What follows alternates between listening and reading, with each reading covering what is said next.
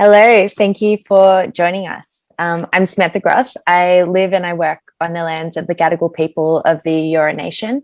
I pay my respects to elders past and present and extend those respects to any First Nations people joining us on this live stream and to all First Nations peoples of New South Wales and beyond. As I said, I'm Samantha Groth. I've worked in music PR at FBI Radio. I'm currently the Marketing and Communications Coordinator at Australia Council for the Arts. Welcome to Sound Advice. It's a very exciting installment this time around. It's a social media masterclass. Hello, thank you for joining us. I'm Samantha Groth. Oh, sorry. I live and I work we'll be talking all things at the intersection of social media and music with Marty Court from the AMCOS and rapper, saxophonist and social media maven, Jamaz on Mars. This session is going to end with a Q&A, so jump in the comments and we'll get to as many Q&As as questions as we can. I also want to thank our partners, Create New South Wales, APRA, AMCOS and Doppler, and a special shout out as well to our regional music officers, Phoebe, Michael and Sats.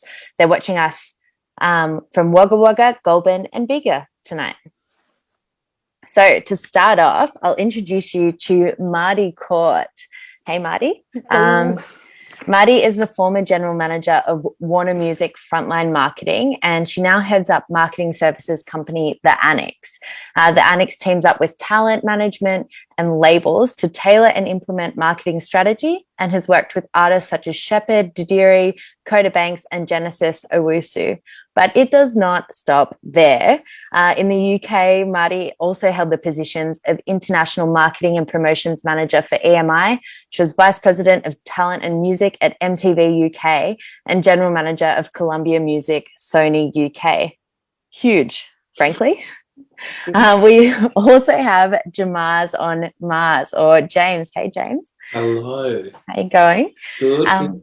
That's good. You hail from Orange in New South Wales. You're a rapper, a saxophonist. You fuse hip hop, Afrobeat, trap, and jazz to bring your lived experience or his lived experience to life while challenging constructs of sexuality, masculinity, and gender. You're now Sydney-based, and Jamaz has performed on stage with Solange Knowles. Just 1 second with that. Shared lineups with Courtney Act, Marsha Hines, Mallrat, Francisco, supported Tucker and UK grime phenomenon, Ocean Wisdom. Shall we get stuck into a couple of questions? Yeah, let's do it. All right. Starting with you, Marty, social media, obviously a must-do for artists, but beyond putting artists where the people are, what is it good for? It's a very good question. I mean, talking about putting artists where the people are, like, I think there's a lot of discussion about how you get to audiences, particularly when it's becoming so segmented and fractured. So that is the key driver. Outside of that, I think sometimes it really comes down to the individual, because some artists actually thrive and live and feel very kind of natively comfortable within social media and use it as a way to engage with fans and also receive that engagement back. Sometimes it can be good, sometimes it can be bad, but I think particularly even in the events of the last 12 months, the fact that they could interact with fans online and on platforms when they couldn't in venues was something that people kind of really lent into.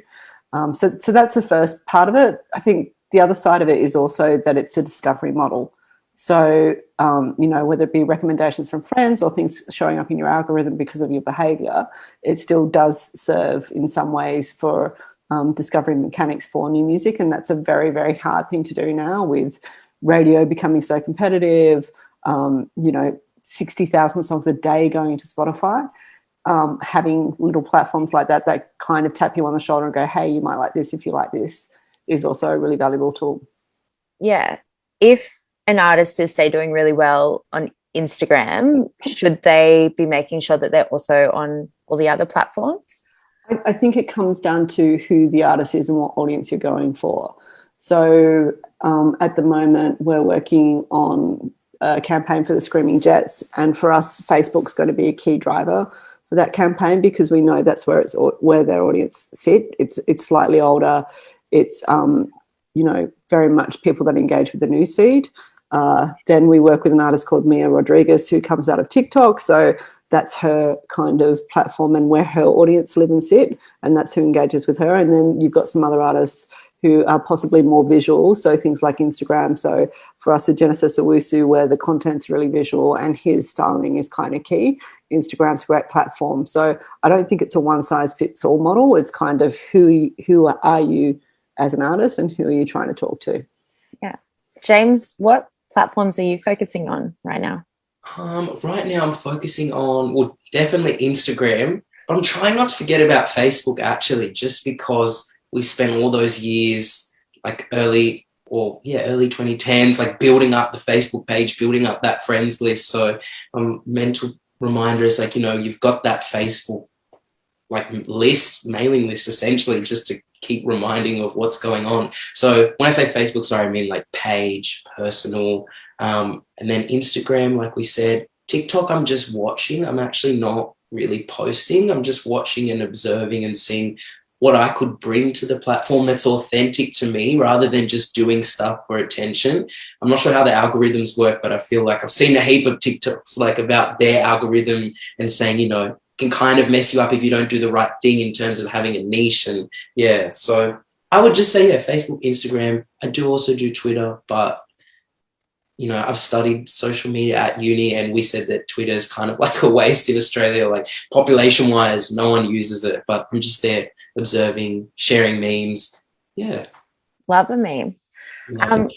So what are the key differences? I guess this one's for Marty, but James, jump in. What are the key differences to keep in mind when you're on those specific platforms?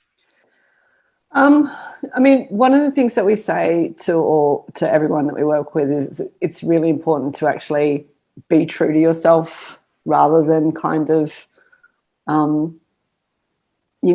try and be different on different platforms as well, because, people are going to interchange and find you in different spaces. So if you present one way on TikTok and then completely differently on Instagram, it's just going to be a confused artist proposition. So I think what it comes down to, though, is how you kind of tailor the content. So obviously within TikTok, short, kind of sound-on content's always going to perform better versus something on Instagram where visual content's going to perform better. James's point about the algorithm, how does it work? No one knows. It's like if someone tells you that they do, they are lying. It's just one of those things. And what you're doing, James, I think is really smart, of just being in there and watching. It's such a new platform for everyone still, that I think it's really important to kind of find out what you like and what motivates you, because your audience are there for you. So if you're generating that content, it's going to pop through into their feed if it's on brand for you. Are either of you spending much time on YouTube?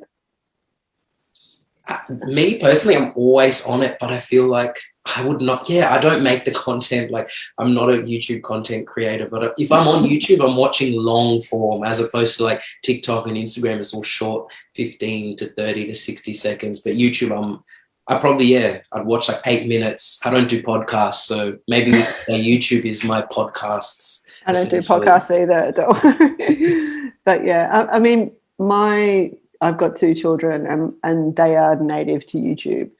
And it's kind of interesting watching their experience in the world, because YouTube, they've just grown up with it and it's all they've ever known. So, my 10-year-old daughter's whole world is wrapped into a bunch of influencers on YouTube and YouTube for kids. Whereas my son has now he's 13 and he's moved into TikTok. So he's kind of graduated and grown up and sees YouTube as something that he doesn't want to be part of anymore because it's for kids. Interesting. Yeah. So, and like it was that thing of, you're 13 now, you can have a TikTok account, and that became a part of his, teenage years as well. But the one thing we haven't talked about as well, which I don't think we should, like, because there's so many things, are things like Discord and things that are also launching now and are providing another kind of new avenue. So James, when you were talking about Facebook and Messenger and all those personal groups, like Discord is also moving into that world a little bit for a lot of artists too. Yeah. Do you try to be like an early adopter with, you know, emergent platforms like Discord or say Clubhouse? Or do you kind of wait to see where the content kind of goes and then join in? James, what do you do? Oh, Have you for me, Yeah. for me, yeah, I probably just wait. Not me resisting change, even though I know you're not supposed to. But yeah, I guess I do resist change in that regard. Yeah, I like to watch and see. But I think a lot of stuff that we consume these days, it's very like faddy, like trendy. So the Clubhouse, I jumped on it, but I don't know. It was a cool concept, but I don't know. I'm just going to do that. Like, I'm not sure where I go from there on that platform. Like, I'm a talker, but I don't see myself like doing this. I don't know. It's interesting. I just watch and you see what works for you. Totally. With the platforms that you are on, Instagram, Facebook, are you structured about the kinds of content that you do? Do you go like, I'm going to post this at 5:30 p.m. because people are on the train home? Or are you a bit more freestyle and just, I want to say this right now? Definitely, yeah, a mix of both structured and freestyle. Like, yeah, the caption is very like, I'm trying to articulate it the best way, trying to make it concise and trying to evoke an emotion or appeal to the people through that caption. The timing is important as well. Like if I've got a fire post, I know I wouldn't post it in the like a midday. I feel like that wouldn't work with my audience. Everyone's probably at work. So timing and caption and even lead images or what the thumbnail is going to look like on the grid, that's all very structured. But I guess I'm freestyled in the way of like, if I miss it, I don't care. If it's not 7:30 on the dot and it's 9:30, I'll be like, I'll post it. And it's not like, I feel like it hasn't consumed my life. So it's freestyle in that kind of way. Like I'm not too attached to the results, too attached to delivering. I'm just trying to make whatever I deliver the best it can be. So yeah, bit of both. Yeah. And Marty, I know you said that anyone who says they know the algorithm is lying, but I think you have some sneaky insights into at least best practice. So how often should artists be posting? Is more better? Again, it depends on the platform and the algorithm. 100% on YouTube, like you should be posting as much as you can on YouTube. They regard 10 interactions a month as best practice. So that's quite a hefty chunk of content. And it should be noticed that YouTube now, I think they've launched it in India and the US, they've launched their own kind of version of TikTok called #Shorts. So if you go and search in YouTube and put #Shorts in, you'll start to see that content flowing through. So they're obviously trying to keep up their tech with what the other platforms are offering. So YouTube post a lot.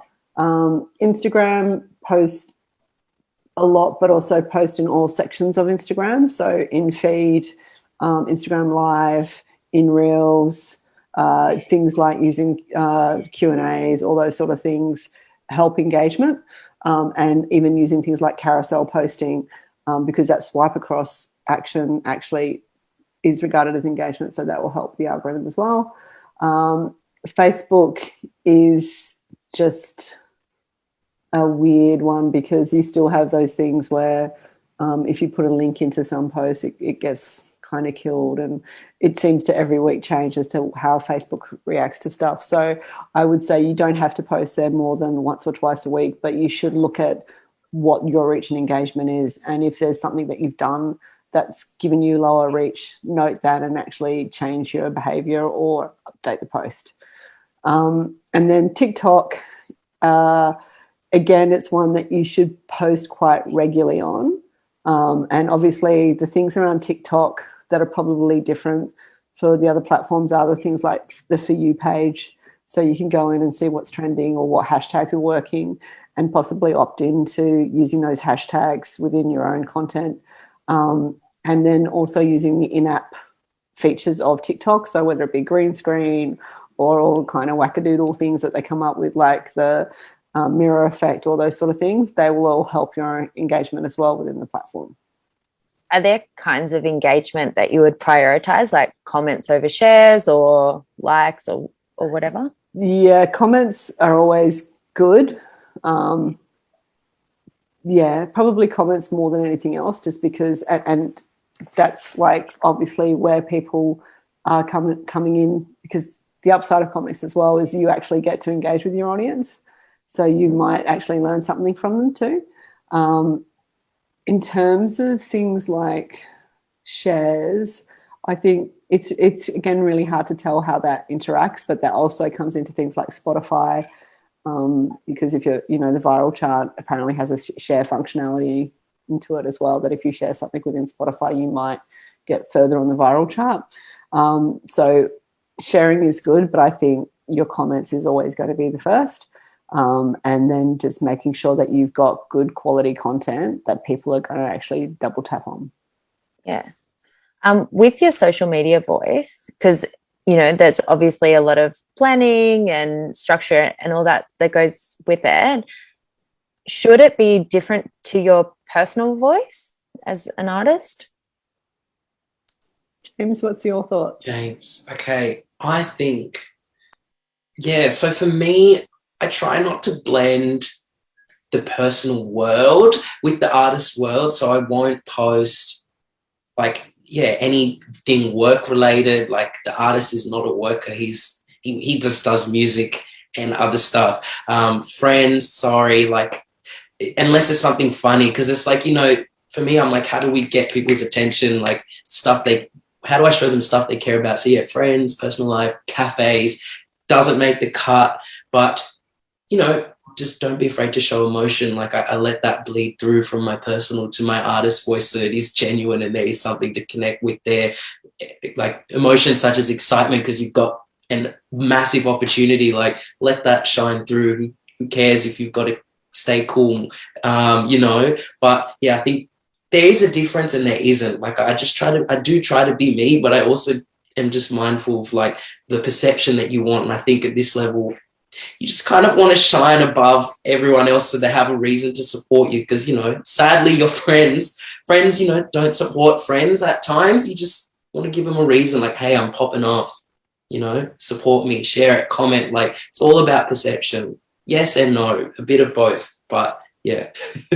Yeah, I think that's fair. I think if, as I said before, your voice should always be authentic, but I do think I don't think you necessarily need to throw it all out there, particularly, depending on your personal life, depending on who you are. But whatever you do in terms of, like, I think accounts where you can tell that it's written by a copywriter or management or by a label just never kind of gain the traction in the same way that someone who's actually thinking about what James is talking about, like captions, all that, what does this mean? That's always going to do better for the artists. So is there a point at which an artist should hire someone to work with them on social media? It really depends on how you feel about it, because I know some of our artists are just so overwhelmed by, like, oh fuck, I have to do Discord, I have to do this, like, do I really have to be in all those spaces? And I think sometimes having someone to kind of hold your hand and go, it's okay, you can do it this way and it's not as scary as you think, is a good thing. There are other tools that you can also use if you don't want to hire people, like Loonly or Hootsuite, where you can kind of forward plan your socials. They don't facilitate all platforms, but it would take the pressure off a little bit. But again, if you are paying for someone and hiring someone to do it, I would always recommend that you find out what their success looks like, what they're actually going to add value to, because a lot of people will take the money in and then just tell you stuff that you might already intuitively know, because, there's a whole generation of artists that are growing up on these platforms that possibly know it better than some digital agencies as well. Definitely. If an artist, say, doesn't spend a lot of time on social themselves, how should they approach building a profile and representing themselves on those platforms? I think, if you are looking at something like Instagram, having a content bank, and it might just be a series of 10 photos, but knowing that even if you post once a week, you've got 10 posts. So you can kind of break it down, and if that's not where you're going to put your time in, you can do things like that. and, you know, all the things like sharing and pulling in other people's content can also just happen quite quickly. If it's something that you're just opting into socials once a week. How you present yourself, I think you're probably not going to gain as much traction in the feed as, say, an artist that's on there every single day. So you've also got to prep yourself for that, because I think sometimes people get frustrated without realizing that they've actually got to make changes to get it to work for you as well. So if that's your choice, and that's a very valid choice, you need to understand that it's probably only going to do so much as well. Yeah. James, what kind of content is working for you? I had a list, but I know off the top of my head, carousels. Yeah. Yes. Okay, here's my list. What works, I think as an audience, what works is, anything original or outside of the box that we're not seeing is immediately going to just, for me as a viewer, grab my attention, make me watch. If I can see you put effort into it and time, or just like thought, it's really just thought, then, you know, that leads to natural comments. You want to just say like, wow, sharing as well, that would lead me to share it. So anything outside of the box, but it's the carousels for me, with a mixture of, the photos, videos. And I would say on that note, it's very important, like your first two images, they just has to make a theme right there. Like, so then they understand what they're swiping through. That would be my advice. And I guess for us musos, live performances, little clips, if you've smashed it, like even if it's like 8 bars and you're performing live and you really, really killed it, just upload that. Like that, for me, that has always dragged in a lot of shares naturally and a lot of comments naturally. And I think a lot of us are starting to gig now. So that's an easy opportunity there. And another good one, like wins, posting the wins, but saving the small wins for a carousel so you can make it into one big thing. Like, you know, it's been a good week or a good month. That really does give people like a reason to comment, and they'll just look at you in a different light. They'll see that things are going on. And definitely, I think this is what everyone's already doing, but the logos on the photos, they really work. So if you're getting played on Triple J and you've got the logo on the press shot, I stand by that is a really good idea, just because, you know, a picture tells 1,000 words. If you see that photo, you already know what's up. So try and just if you've got like some opportunity like that, just try and get the logo on that press shot. I think it makes a bigger difference than just captioning what is going on, you know. They need to see it and understand. But yes, my number one is the carousels. They're so good, too good. Carousels. And you talked about keeping your artist self and your personal self separate. This is probably a question for both of you, but how would you navigate, I guess, entering a political conversation as an artist? See, that one's hard for me, because then I feel like the politics are in my artistry, like in the lyrics and even just the core of who I am.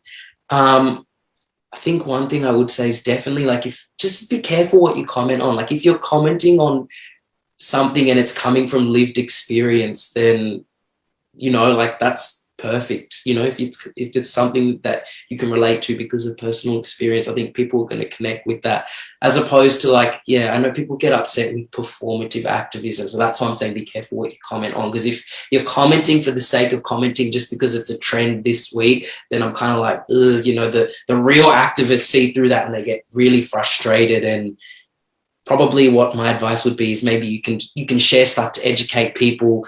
Maybe don't add your voice, not in a rude way. You know what I mean? I'm just trying to see how we can enter that space, because, you know, sometimes our voices aren't needed everywhere. It's one thing I've noticed. I won't put my 2 cents everywhere. So I think that's it for me. I think that's really important. Like understanding that social platforms and social posting it's not enforcing change. So I think that's if you're going to go down that route, like you have to be doing more than just that as well. But it's quite tough, obviously, because you need to know when you're an ally, and exactly what you're saying, James. Like your voices need to be heard, but it might not need to be your voice. It might be someone else's. And is there an opportunity to lift up those voices or highlight them, rather than just kind of try and shove your own opinion into that conversation. Exactly. I agree. I agree 100%. Thank you both. I guess on social, there's a lot of, I guess, confusion about who the artist is and what their politics are and what their personal life is. Do you feel like you have to be an open book, or is there a little bit of mystique that you can kind of lean on?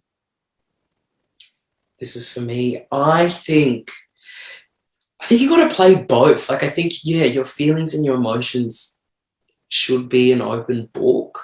Maybe, yeah, your thoughts should be an open book in a way. Just still be selective, like just in general with any social media, just be selective with what you post, because not everything needs to be uploaded. But yeah, at the same time, I think your day-to-day life mystique is perfect. Like, the audience doesn't need to know everything. Like, I see so many artists that just post so much and it's not giving any value to the platform. Kind of gets annoying.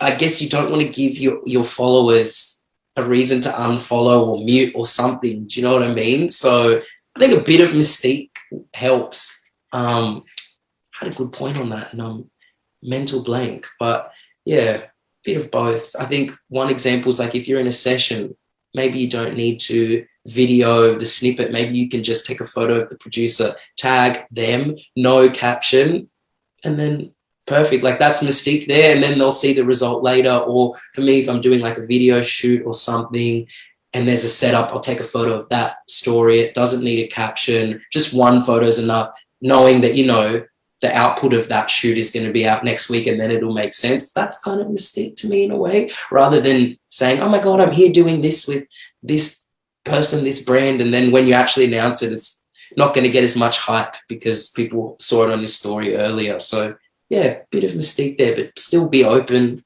still be you, let that shine through. Like, when at this level, you're at the same level with me, we're not celebs yet, so just be you, because people connect with that, you know what I mean?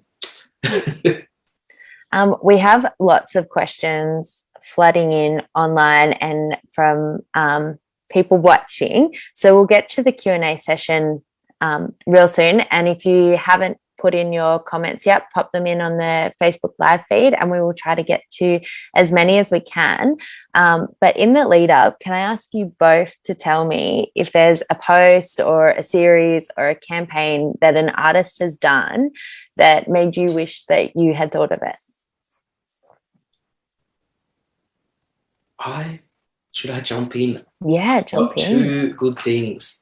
Abby Chatfield, she's an influencer. She is it closed caption? Like, she basically captions her stories, and I think that is a brilliant idea. Like, this is something we should everyone who's listening should just do this immediately. Like, put the closed captions on your stories if it's a video and you're talking to camera, because that just helps with engagement. So captions, brilliant. And Nick Kelly, presenter, journalist, shall we say, he had an artist of his released a single, and he kept posting on his stories, like using the music feature for like 2 weeks straight of that new song. And that's something I messaged him. I'm like, can I steal this idea from you? It's brilliant. So that's a cool thing there. Like, just keep, use your Instagram stories to share the new music over and over again until it gets in people's brains, because his artist song is still in my head. So something everyone can do right now, and it works. I actually have that's a really hard question because I can't give you one. And the one thing I would say is I actually have, like, when you go into my Instagram, just so many saved posts that I've kind of broken up into good creative or photos or photography. Like, I try as I move through the feed to store things. And I would suggest for people to kind of look at that as well, because I think sometimes you see something and then forget about it, but always hit that save button and then have a little bit of a look through your archive, because it might inspire you on a day that you're not inspired. That is a really good tip. Thank you. On behalf of Music New South Wales, I just want to say a massive thank you to both Marty and James for a really wonderful discussion. It is not over yet, because we're about to open up the floor to some of your questions. If you haven't already, throw any questions you have in the chat now. in the Facebook live feed, pop them in the comments. Or if you're with BB, Michael, or Sats in Wagga Wagga, Goulburn, or Bega, you can ask them to submit your questions for you. Let's go to our first audience question. It's from Cherie, who's coming in online. What kind of posts would you recommend for bands only gigging once or twice a month so that they can keep engaging when they aren't constantly performing? I'll take this one. I mean, there's several things you can do in terms of trying to keep your content rolling, and what James was saying earlier about, like, don't reveal everything. Like, you can, I think people forget that they can actually, you can hold on to stuff. Like, you don't have to post it just in that moment. So if you're only gigging once or twice a month and your motivation is to sell tickets to those shows, and that's why you're posting, you know, do things like, here's us at rehearsal. Like, you can actually even do an Instagram live from rehearsal if you wanted to, just as a bit of a fun moment, and go on live and play a song out. You know, photographs of constructing the set list, asking people, is there something that you want to play? Throw it in the comments. And you can kind of have a couple of days posting leading into the gig, and then obviously afterwards you have your own content of what the show looked like if you've got people in there or filming content, but then also the fans' experience of it. So you can usually get a day's worth of Instagram stories and things like that out of reposting. The other thing I would say about TikTok at the moment, and I don't know how much longer this will go for, but live content is going really well on TikTok, and part of it is because we're one of the only parts in the world that's having gigs and having really populated gigs. So when people are seeing that and realizing that's happening now, it gets quite good engagement. Obviously, that will probably change come August for rest of the world, but you've got a bit of a moment you can shine at the moment there. That's a great insight. Thank you. Mary in Bega has asked, and I think this one is probably good for both of you, but James, if you could start. Mary's asked, is it productive to have downtime and give yourself space, or do you need to keep the engine running all the time? You don't need to keep the engine running all the time. Like, go look at my Instagram. I hardly posted in March and April. So yeah, just be creative. Don't put that pressure. Like, I think there's a lot of pressure just with social media and mental health, and trying to get X amount of likes, X amount of comments and shares, and see the followers grow and grow. Just have fun with it, I'd say, and don't put that pressure, because it doesn't matter. One thing I'd say to prioritize even over social media is how you can trigger that word of mouth in your area, because then that's going to funnel into the socials. So maybe keep that at the front of the mind, word of mouth, connecting with people in real life, as opposed to putting it out there on the socials into the abyss. And yeah. What James said. What James said. Curly in Wagga Wagga has asked, what's the best way to promote events? If they set up a Facebook event, what's the best way to promote that? James, do you have any experience? Because I know you do a lot of gigs. Yeah, I would say like the Facebook events is probably the best way.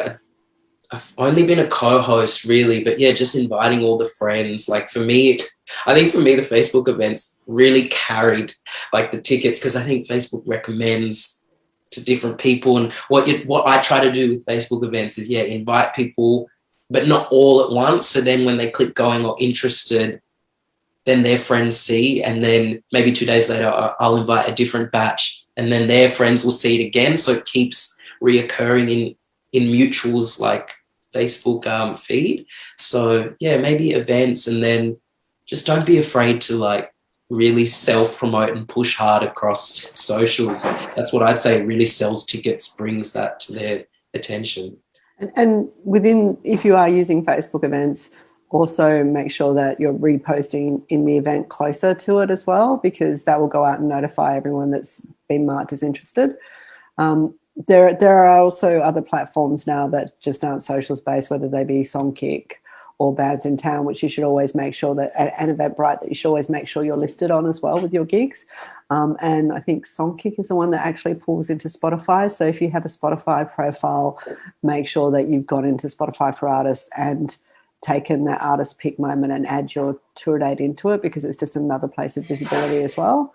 And then the other thing I would say is look at something like a Linktree or a Linkfire, and make sure that you've got that built to either the ticketing websites or your website where the touring is hosted, and put that as your link in bio, because you can add your Facebook pixels into that and get retargeting information. And then that's a really easy way to kind of post and say, hey, link in bio, just remind people tickets are available. That's great. Thank you. Raina in Goulburn has asked if it's worth using your website as a hub for your socials, or something like, you know, all of those things that you just said, Marty, or do you even need a website? Can socials as independent platforms get a better connection online? My personal view is that after what happened with Facebook this year, where they literally held a country to hostage and took all the news feeds off, like, invest in your website, invest in your mailing list.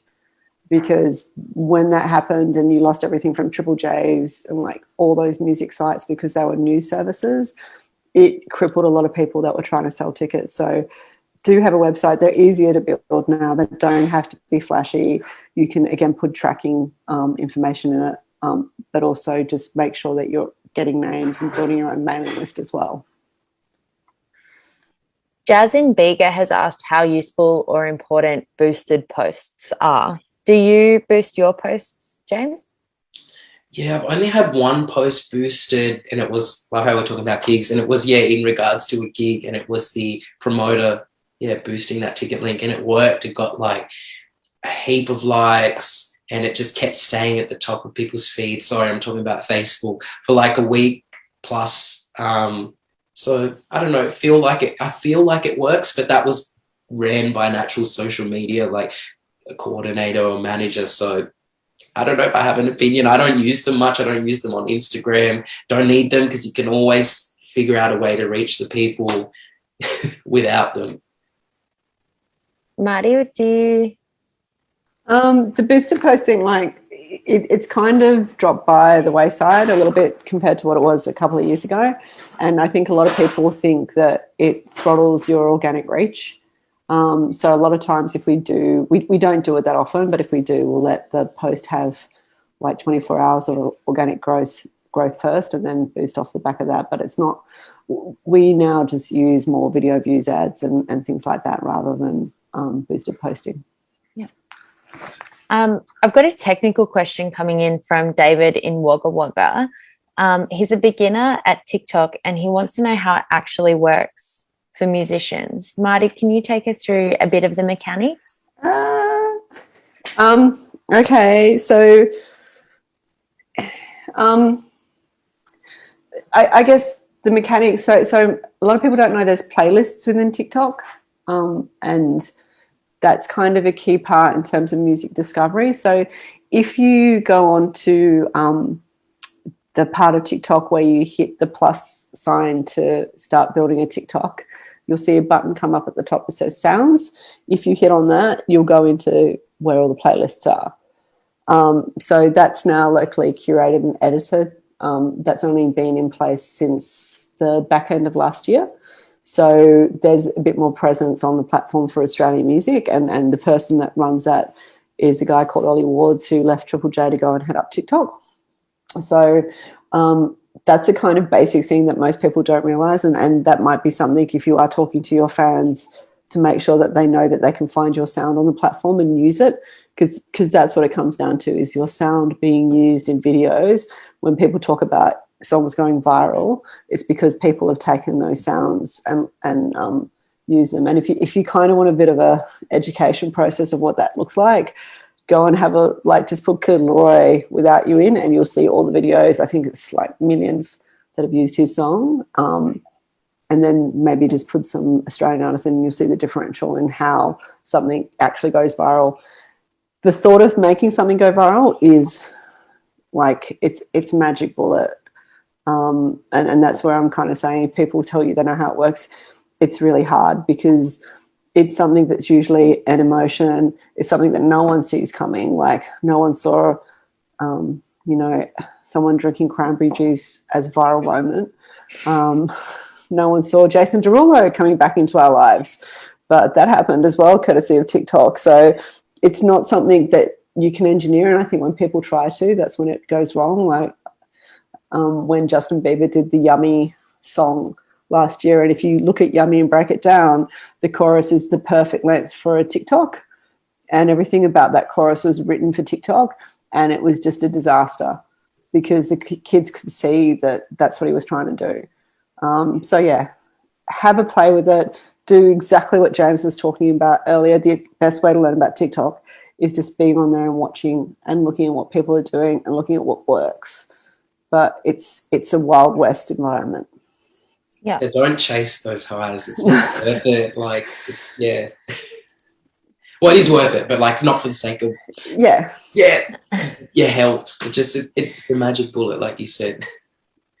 In terms of capturing high quality audio for these platforms, Richard and Goldman is asking if phone capture is good enough. Is that what you use, James? Capturing like on our phones. Yeah, like if you wanted to do a memo or you were doing a video, do you have audio equipment? No, I think it's pretty much all like DIY with me. It's pretty much, all on the phone, and some photos are press shots. I think I read something about like brands in regards to looking for influencers don't want, to like, they don't like people's content who's too edited. So I don't know. I feel like, you can do it on the phone. Phone capture is enough. Some of those, like some of, my most popular posts is all just taken on my phone. Even in gigs, like clips, it's not all professionally recorded. Those clips I was talking about earlier, you performing live, like they've popped off and it's just been on the phone. Just make sure that it's framed right. Like we film this way, not this way. And get that object in the center, middle. Yeah. Do you agree with that, Marty? Yeah, I mean, 100%. Like the more native looking and the rawer it is, it tends to work better. And you'll see probably a lot of ads now that are more artists talking to camera, doing all that sort of thing, because it again, because of TikTok's huge breakthrough last year, everyone's trying to replicate what TikTok looks like on the other platforms. I guess the only point where phone capture might not work is if you're recording songs and music, like acoustics, where you might want to have a bit more of a mic setup. But that's, again, depends what you're doing with it. Yeah. Tristan in Goulburn has asked a really interesting question about translating online engagement to people at shows. He's asked, what do you do if you have a Facebook event with a lot of people interested or attending your event, but not many people are actually coming to the gig? How do you know until I guess, is that the question? How will you know until you get to the gig? Yeah, or maybe if you've had a gig and you've had, okay, cool, what do you do to get that real world translation next time? I think maybe that's a kind of play out of what your gigs offer and look like. So it might be worthwhile getting some content filmed, having that within your feed. So, and if it's an empty room, you can still cheat the content and still shoot tight and still give the sense of energy. Like to James's point of shoot it well, like it's just got to have an energy and an attitude, and that's what people are going to engage with. So I would look at like investing in something like that. I'd also probably just do all those other things that I was saying, is just make sure you're everywhere in terms of where people can find out about your tickets. Because I think just because you use one platform, it doesn't mean everyone else in your audience will either. But the discrepancy between interested and attendance is a tough one, because, it's probably easy to click. But, maybe you look at your ticket pricing. There's other variables as to why people go to shows as well, whether it be day of the week to ticket price. And if you're getting close and you don't think there's walk-up coming, can you do a 2-for-1 offer, all those sort of things on the day? Might even be worth looking up like salesman's technique, like so you can, like, I'm not even joking, because it really works if you can connect with people in real life and push them. Like, I think, we're trying to build ourselves via social media, but I think, in person is really important as well. Yeah. One sec.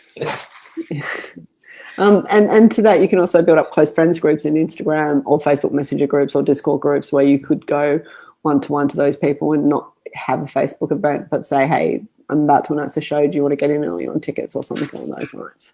Yeah. We're coming up to 7 and I know people need to eat their dinner. So I'll wrap it up, maybe just 2 more questions. We've got Jenny and Bega asking if we should still be bothering with hashtags. James, do you hashtag? I do not hashtag because I did up until 2018, 2019, and then my friends started roasting me for trying too hard. So I stopped, and I just think at every point of all this social media-ness, I'm just trying to think, how can I make my followers care? How can I make them comment without putting in my caption, comment below? Do you know what I mean? So you don't want to hashtag trying? Not the hashtag trying. I think if you really do want a hashtag, I've seen a trick. I haven't used it, but maybe I should, where you can put it on your story and then get a bunch of hashtags. Just make sure they're relevant to the post and you, and then put it behind the photo. So then no one will see it, and then that will come up like on the stories of that hashtag. Oh, yeah. If you want it goes into reach. Or you can eyedropper it at the same color as something in the photo and make it little. Exactly. But I think I think you just try and focus on how you can make your content more engaging, how you can make your followers post it to their story. That's probably more effective, because then you're getting that next circle, the mutual friends circle. Anything out. Yeah, just try and think and push outside the box. What are your thoughts on it, Marty? Oh, I love a hashtag, but yeah. I got obsessed with Cursor for a little while because Cursor has the most incredible hashtags. Like, they're really long and really impractical, and like it's only ever his one post.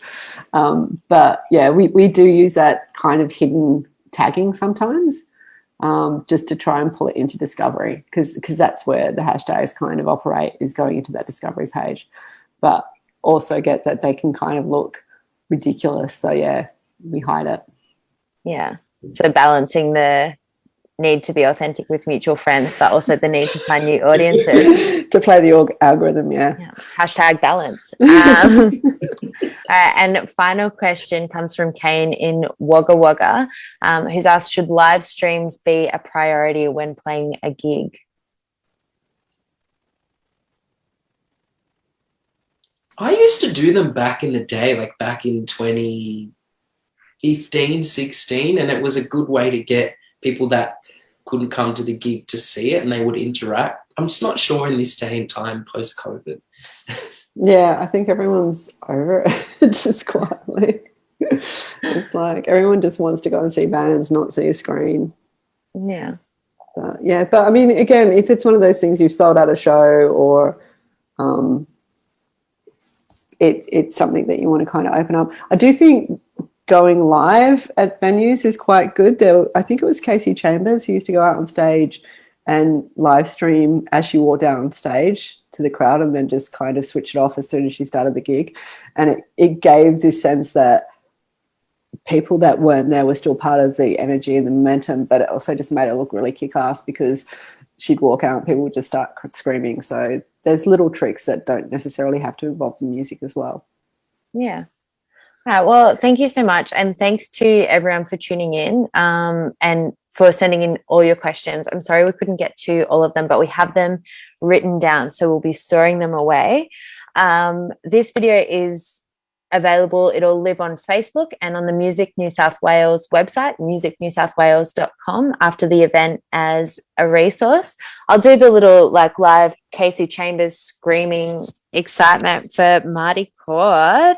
Woo! And Jamar's on Mars. Thank you so much. Thank you for all your insights. I know that I'll definitely be better at social media after this. Okay. Thank you, Sam, for the questions, and to everyone for listening. Thank you. Thanks so much for having us. Thanks. Bye.